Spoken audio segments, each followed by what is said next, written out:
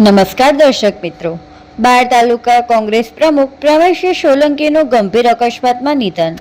બાયડ ક્ષત્રિય સમાજના વડીલ આગેવાન અને બાયડ સાઠંબા કોંગ્રેસના તાલુકા પ્રમુખ પ્રવીણસિંહ સોલંકીનું આજરોજ ગંભીર માર્ગ અકસ્માતમાં કરુણ મૃત્યુ થયું હતું. તેમના અચાનક નિધનથી રાજકીય અને સામાજિક વર્તુળોમાં શોકનું મોજું ફરી વળ્યું છે. પ્રાપ્ત માહિતી અનુસાર આ દુઃખદ ઘટના બાયડ તાલુકાના દેસાઈપુરા નજીક બની હતી. આજ રોજ થયેલ આ ભીષણ અકસ્માતમાં કોંગ્રેસના કર્મઠ નેતા અને બાયડ તાલુકાના પ્રમુખ પ્રવીણસિંહ સોલંકી ગંભીર રીતે ઘાયલ થયા હતા અને તેમનું ઘટના સ્થળે મૃત્યુ થયું હતું. પ્રવીણસિંહ સોલંકી ક્ષત્રિય સમાજના વડીલ અને જાણીતા આગેવાન હતા.